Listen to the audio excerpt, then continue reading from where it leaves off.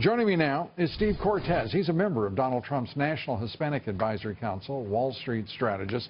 Great to have you with us, Steve. And we're getting word today that there are illegal immigrants in Virginia, Pennsylvania, Arizona, going door to door, mobilized to drive the vote.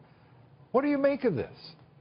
Right. Lou, isn't that nonsense? And by the way, I'm glad you mentioned corruption at first, because a lot of immigrants, like my father, one of the reasons they came to this country is to flee corruption, to flee socialism, to flee the places of Latin America that didn't offer opportunity to regular citizens. You had to be connected. Unfortunately, America is starting to lurch that way a little bit, isn't it? Yeah. More than a little bit, I think. Well, more than a little bit. But we need to revolt against that. And also, when you talk about illegal immigrants, and listen, I've taken a lot of grief on social media, sometimes even personally, for being a fan of Donald Trump and for advocating for him. I'm often called an Uncle Tom in Spanish on social media. They'll call me a Tío Tomás. Right. Take it in stride. So what? First of all, there's nothing more racist than to assume that everyone of an ethnic group has to think the same way. That's incredibly prejudicial on its face. But more importantly, beyond that, when I look at Hispanics, and particularly legal Hispanic immigrants, there's nothing more unfair to them than to presuppose that illegals can cheat and hop the line and get in front of them and then compete with them for jobs. It's patently unfair to legal immigrants, to the millions of Hispanics and other immigrants who have done it the right way. One of the things that has come up in this past week is the issue of who's going to be watching over the polls. And one of the great ironies when you talk about, particularly from Mexico, illegal immigrants, they are leaving a country in which it is a requirement that you have a photo ID to vote, coming to a country where they're asking to vote without even residency or citizenship. It's extraordinary. In doing so with a pretty strong imperative. I want to turn to, what do you think Donald Trump will do? How well will he do, or how poorly, with Hispanics, with African Americans?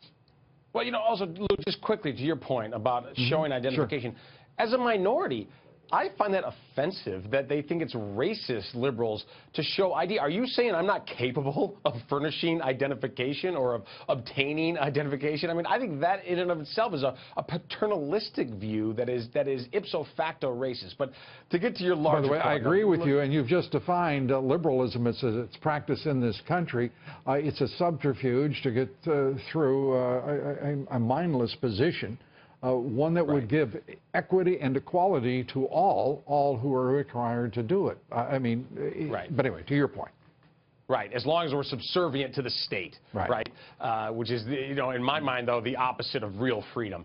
But, listen, to get to your point, how's Trump going to do? Here's my honest opinion, and I've worked very hard for this campaign. I think we're slight underdogs right now. I'm not a poll expert. We are ahead in some credible polls. We're down double digits in some reasonably credible polls. My guess is we are right in this. This is going to be a horse race. When I look at the battleground states, we're in every one of them. We're either tied, leading, or we're losing by the margin of error. So I would encourage I think the Democrats, to some degree, this is football season, they are dancing in the end zone. They think they've won this. To some degree, I almost want to say, fine, please do. Please think that you have this won. We have 2 weeks to go. If we talk about Obamacare and empowerment and school choice and what we can do for America.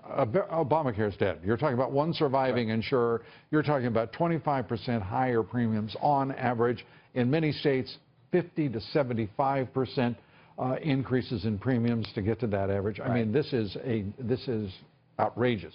Look, it's the definition of the failure of central planning, right? Yeah, central planning only benefits the central planners. It harms everyone else, which is all the rest of us. Let's conclude here with your outlook on how fully Hispanics are going to support Donald Trump, African Americans support Donald Trump. Right. I hope and believe that people of color are going to outperform expectations in regards to Donald Trump. I think he has intentionally and deliberately spoken to these communities from his heart and from his head and said, we care about you, number one. Number two, we will never take you for granted the way Democrats have. And we have policies, things like school choice, that will empower your communities to succeed because you haven't been succeeding in mass. So I think that message will resonate, and I think we're going to be very surprised in a lot of ways in 2 weeks, including voters of color. Steve Cortes, thanks for being with us. Good to talk with you.